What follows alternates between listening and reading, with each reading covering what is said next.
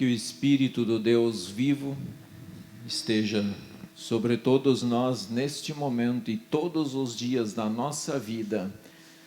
Amém.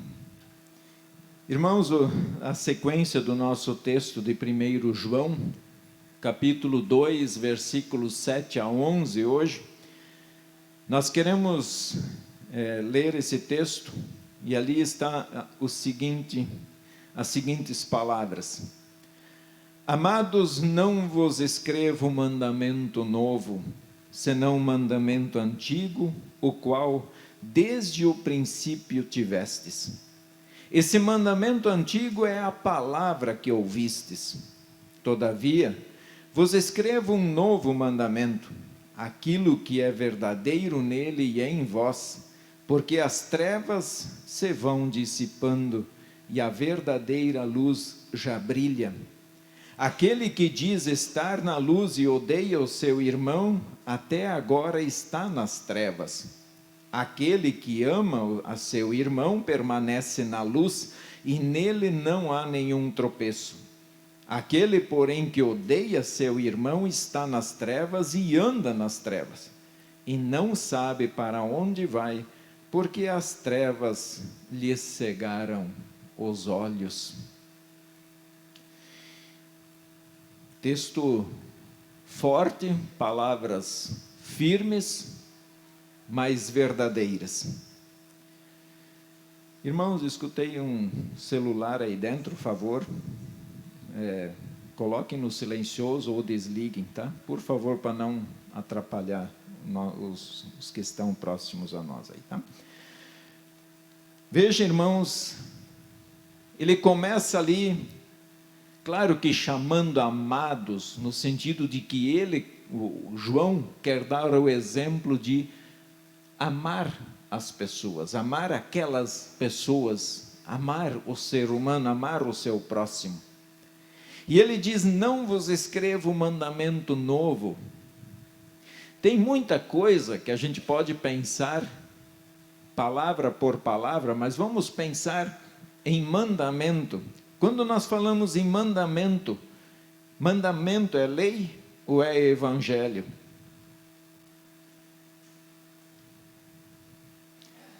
Vamos lembrar, doutrina aqui, mandamento é lei ou é evangelho? É lei.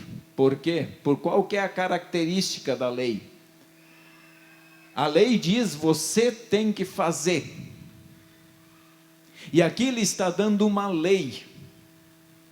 Ame o seu próximo. Isso é lei. Pura lei. Tanto é que se nós pegarmos as palavras seguintes, ele até diz, quem odeia o seu irmão está nas trevas e continua nas trevas. Mas se é lei, vamos lembrar dos 3 usos da lei: freio, espelho e norma. A palavra de Deus, ela quer ser na sua vida um freio, porque quem está odiando seu irmão, ela quer que você pare de odiar. Ela serve como espelho, porque se você estiver odiando, ela não vai esconder a sua real situação, porque ele diz, você ainda está nas trevas. E norma, terceiro uso da lei, porque a lei também quer mostrar o caminho correto. Ela diz, olha, vai por esse caminho, ame o seu semelhante. Isso aqui só para uma rápida explicação, para lembrar, puxar a memória, porque é importante isso, quando a gente reflete sobre a palavra de Deus. Veja que no versículo 8, ele nos traz uma palavra tremendamente consoladora. E isso é evangelho, consola, fortalece o coração. Ele diz assim, porque as trevas se vão dissipando. As trevas estão passando. E aí nós podemos nos perguntar, mas de que trevas ele está falando aqui? Nós olhamos assim, nós vamos olhar e falar, ele está dizendo que tudo passa. E quando ele está dizendo que as trevas estão passando, ele está dizendo, olha, quando vocês caíram em pecado lá no jardim do Éden, ali vocês caíram em trevas. As trevas cobriu vocês, embrulhou vocês. Vocês fazem parte das trevas. E aí vem Deus e ele diz agora, as trevas vão se dissipando, quer dizer, as trevas estão passando. Por quê? Porque hoje nós vivemos muito mais perto do retorno de Cristo, e quando Cristo retorna, então ele dissipa completamente as trevas do mundo, e elas nunca mais terão poder sobre os filhos de Deus. Então isso é muito consolador, essas palavras de João, quando ele diz, as trevas estão se dissipando. Tudo tem o seu momento, e o momento de dissipar completamente as trevas, Satanás está chegando. Satanás sabe que nunca vai vencer nada, ele sabe que ele é um derrotado, mas Deus ainda dá essa oportunidade, não para o diabo, mas para nós, nos arrependermos dos pecados e retornarmos a Ele. Só que no meio dessas trevas, diz o texto, a verdadeira luz já brilha. Então vamos lá, o mundo está em trevas, mas no meio das trevas brilhou uma luz, que é Jesus. A solução dos nossos problemas é Jesus. Ela é a única luz que brilha, ela traz esperança, ela traz vida. E a gente tem que cuidar com as modernidades de hoje, quando as pessoas dizem, deixe a tua luz brilhar. Ora, que luz nós vamos brilhar? Se nós estamos nas trevas, por nós mesmos não temos luz. A luz que brilha através de nós é a luz de Cristo, é a luz de Deus. Então, esta afirmação está dizendo que Deus é e age na verdade. Quando afirma que a luz está brilhando, aponta para Deus, aponta para Cristo. Cristo ou Deus é luz, nós vimos lá no versículo, no capítulo anterior. Então ele age na verdade. Talvez algum vai dizer, não, Deus é essa luz. Não, Deus não é essa luz. Significa que Deus age na verdade. Ele não precisa inventar narrativas. Hoje a palavra narrativa virou sinônimo de mentira. Quando se diz que vai contar uma narrativa, inventar uma narrativa, quer dizer assim, eu vou mentir agora para vocês. E Deus não precisa disso. Ele age na verdade, porque Ele é a verdade. Então, no meio destas trevas, não tiremos os olhos da luz. Não tirem os olhos da luz, porque é a única luz que brilha neste mundo em escuridão.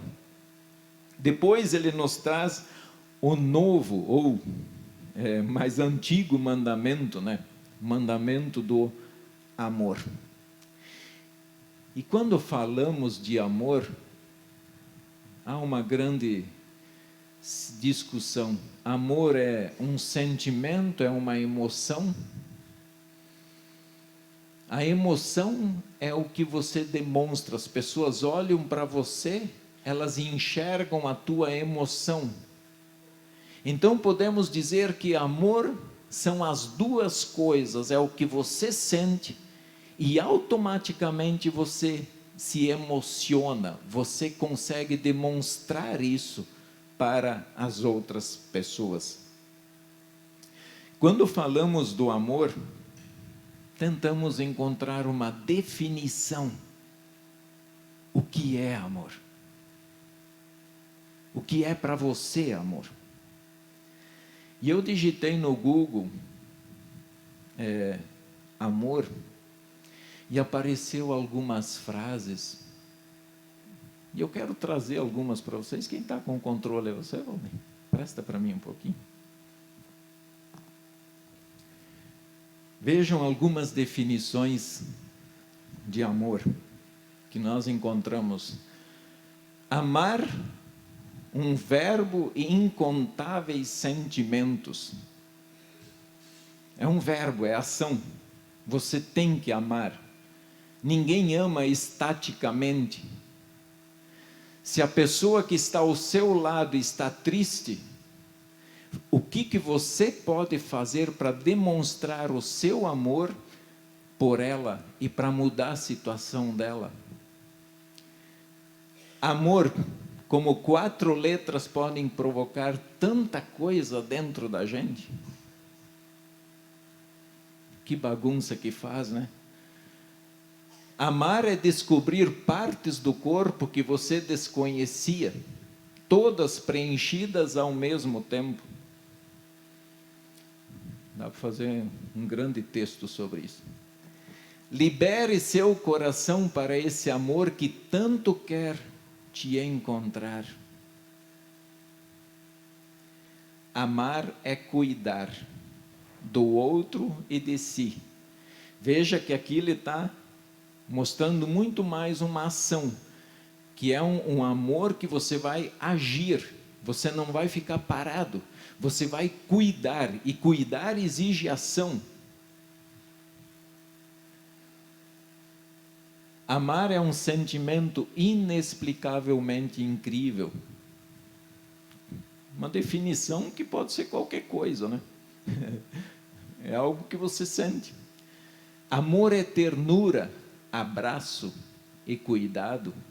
Veja que ele de novo ele traz abraço é uma ação, você vai abraçar alguém. Cuidado, você vai cuidar de alguém. Há tantos amores na vida e todos eles são maravilhosos. Amor de amigos, amor de família, amor de casais. E a Bíblia faz essa distinção. Você pode amar a sua família, você ama a sua esposa de maneira diferente do que ama o seu filho. Você ama o seu amigo diferente do que você ama a sua família. O amor não é só um sentimento, ele é um vendaval. Bom, aí cada um entende o vendaval como quiser, né? Tem uns que arrancam o telhado, tem outros que ainda deixam algumas coisas paradinhas, outros levam tudo, né? E aí o vendaval pode ser cada um interpretar. O amor verdadeiro é aquele que busca sempre o bem do outro, que não guarda rancores, que preserva a felicidade de ambos, que cuida sem esperar nada em troca. Veja que tem ação. Essa definição traz muito mais ação. Vamos lá. O amor de um pai por um filho é feito de força, de cuidado e de amparo. Está tratando agora de um relacionamento muito íntimo, pessoal, do pai com o filho, ou poderíamos dizer da mãe com o seu filho. Tem um amor especial ali, que na verdade a gente tem que cuidar quando toca nesse amor. A vida é um laço de amor, nunca se pode apertar demais, nem se ausentar muito. O laço é frágil, mas quando mantido é indestrutível. Essa vale a pena pensar. Não é o amor que sustenta uma relação. Essa é outra coisa que vale a pena. É o cuidado e o esforço que se tem com ela. O amor sozinho não sustenta. E aqui nós poderíamos até dizer, aquela flor que você tem em casa, se você não der água para ela, se você não cuidar dela, ela vai morrer. Você ama aquela flor, mas você não está dando água, aquilo que ela precisa para viver. O amor nasce de pequenas coisas, vive delas e por elas às vezes morre. São algumas definições, pessoal, que eu trouxe aqui para vocês da questão de amor, e tem muito mais na internet para refletir. E pesquisando sobre essa palavra, que causa tanta confusão, tantas diferenças, como você define o amor? O que você faz pelo seu amor? Seja ele amor de esposo, esposa, de pais e filhos, de irmãos de fé, de irmãos de família, de sangue, o que você é capaz de fazer? É importante que o texto logo contrasta com outro sentimento também, que precisamos abrir os olhos. Ele afirma, aquele que diz estar na luz e odeia seu irmão até agora está nas trevas. E mais adiante, aquele porém que odeia seu irmão está nas trevas e anda nas trevas e não sabe para onde vai, porque as trevas lhes cegaram os olhos. Amor e ódio. Dois sentimentos, duas emoções presentes em nossa vida. Veja como o amor nos traz até mesmo a presença de Deus, porque a essência de Deus é amor. A outra nos afasta tanto de Deus, a ponto de dizer que você ainda está em trevas. E olha, muitas vezes, as pessoas costumam dizer, nunca matei e nunca roubei. Mas a palavra de Deus, para mostrar que isso é uma coisa tão séria diante de Deus, o ódio, ele diz assim, lá em 1 João 3,15, todo aquele que odeia seu irmão é assassino. Ora, vós sabeis que todo assassino não tem vida eterna, permanente em si.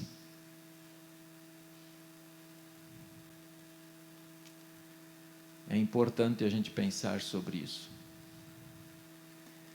O ódio, ele destrói.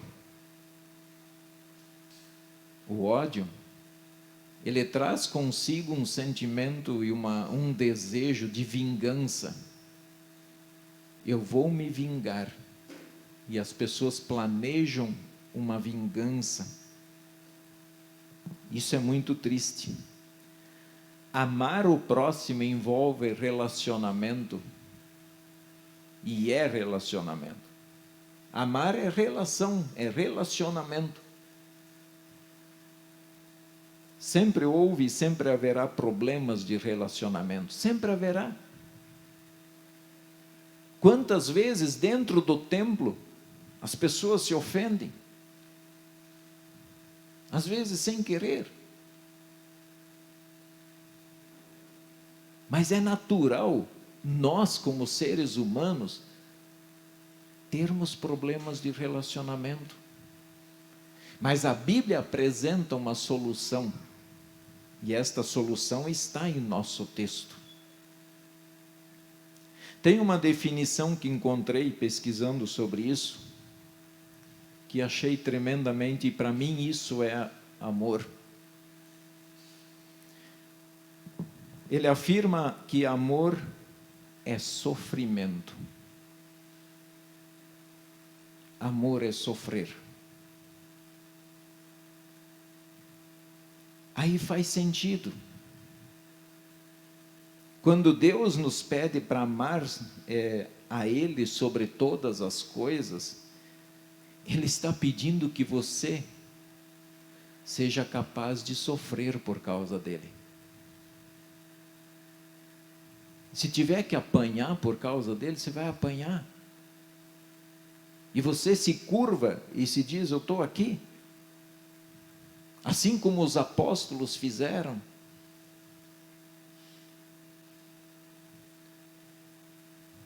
Em Efésios 5, ele nos traz uma comparação do amor do marido para a sua esposa com o amor de Cristo pela sua igreja.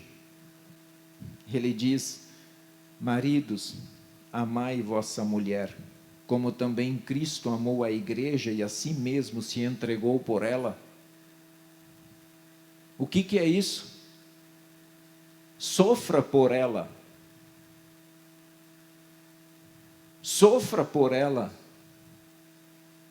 Assim como Cristo deu a vida pela sua igreja, por você. Ele não disse: eu amo a minha igreja, mas ficou de braços cruzados, ou fugiu quando veio o perigo, mas ele enfrentou. Ele encarou Satanás. Ele encarou as trevas. Ele não fugiu quando vieram os lobos. Mas de forma voluntária ele subiu naquela cruz. Se deixou pregar. Derramou o seu sangue. Veja que o escritor lá, ele diz assim: esta exigência indica o sofrimento que o amor tem que enfrentar. Não pode ser bem sucedido neste mundo a não ser pelo caminho do sofrimento. O amor só pode ser bem sucedido se houver sofrimento. E aí nós podemos colocar, se quisesse colocar cada relacionamento e dizer onde está o sofrimento, é possível fazer isso. Por amor você sofre, você suporta. Se o amor custou a Deus o que lhe era mais caro, o seu filho, o mesmo certamente se aplica aos seus discípulos. Quer dizer, se o amor de Deus custou a vida do filho, imagina o que Deus não vai esperar de nós.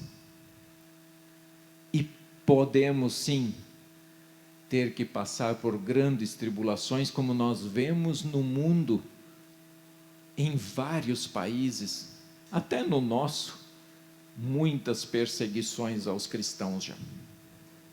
Isso faz parte do amor a Deus. Quando sofremos por amar as pessoas, estejamos felizes. O amor verdadeiro, aquele que procede de Deus, certamente pode nos causar dor e nos trazer sofrimento. Certamente pode nos trazer. Então, por amor ao próximo, você deixa o seu descanso de lado. Você dedica o seu tempo. O tempo que você tirou para estar dentro do seu lar com a sua família, mas talvez chegou o dia e o momento de você deixar agora para atender a um pedido, e isso a gente vê entre os irmãos aqui. Por amor ao próximo, você oferta com alegria e com generosidade, sabendo que as ofertas colocadas sobre o altar não são para o pastor, não é para a diretoria, mas é para auxiliar para que mais pessoas conheçam este amor de Deus. Por amor, você está disposto a sofrer açoites, prisões, está tudo certo, é isso aí, esse é o caminho. Não nos escandalizemos quando vemos as pessoas nessa situação. Quem acompanha um pouquinho Nicarágua, agora começou uma caçada ainda mais ferrenha aos padres. Ah, é a igreja católica, não nos interessa, mas vai bater aqui. Pode chegar aqui. Então nós nos importamos com as pessoas. Você luta por amor com unhas e dentes pelos seus filhos, nem que for contra o diabo. Lute por eles. Não entregue seus filhos, seus netos ao Satanás, ao mundo, de braços cruzados. Eles até podem tomar as decisões que quiser depois, mas quando eles não lhe ouvirem mais, continue lutando com os joelhos dobrados. Você chora por ver o mundo caminhando cada vez mais longe de Deus, por amor. A gente chora, é lamentável. O mundo está cada vez mais longe de Deus. Não nos iludimos com isso, achando que as pessoas estão em busca de um mundo perfeito e em harmonia com Deus. O mundo não quer harmonia com Deus. Isso é ilusão. Acordemos. O mundo odeia Deus e vai odiar os seus filhos também. E a prova de que está tão longe de Deus é lamentável. Depois do que acaba de acontecer no Rio Grande do Sul, a maior estátua dedicada ao Satã foi inaugurada. Não sei nem quantos metros, 5 ou 8 metros. Lamentável. Não se iludam. Por amor, você jamais vai defender o mal para estar de bem com o seu próximo. Porque acima de tudo, e o mais importante, é ficar com a verdade, é ficar com Deus. No último dia é Ele que vai nos julgar. E assim nós poderíamos seguir a lista, irmãos. A partir disso, passamos a entender o sofrimento de Cristo. Entendendo que o amor é sofrer, então nós passamos a entender exatamente o amor de Cristo. Que por amor, Ele sofreu. Por amor, Ele suportou. Por amor, Ele continuou amando aqueles que gritaram, crucifica-o. Por amor, Ele continuou amando os sacerdotes que incentivaram o povo a levá-lo na cruz. Por amor, Ele perdoou aqueles que lhe cravaram os pregos nas mãos e nos pés. E vendo que todo esse sofrimento não foi por causa dele, mas foi por mim e foi por vocês. Isso é amor. É o amor que aponta o nosso pecado. Mas é o amor que também diz: vem, eu quero te perdoar. Eu quero te transformar. Vem, experimente a minha paz, porque eu quero dar a minha paz para vocês. O amor de Deus compreende a nossa fraqueza. Quando a gente olha e diz: Senhor, essa lei do amor eu não consigo cumprir perfeitamente. Mas Deus nos entende. Ele sabe disso. E é por isso que graciosamente Ele nos estende o perdão. E com este perdão Ele fortalece o nosso amor. Em primeiro lugar com Ele. E depois com o nosso semelhante. Amemos a Deus e ao próximo. Desta forma, continuaremos sendo sal da terra e luz do mundo, ficando com a verdade. Que Deus nos guarde no seu caminho e que o nosso coração seja fiel a Deus em sincero amor. Amém.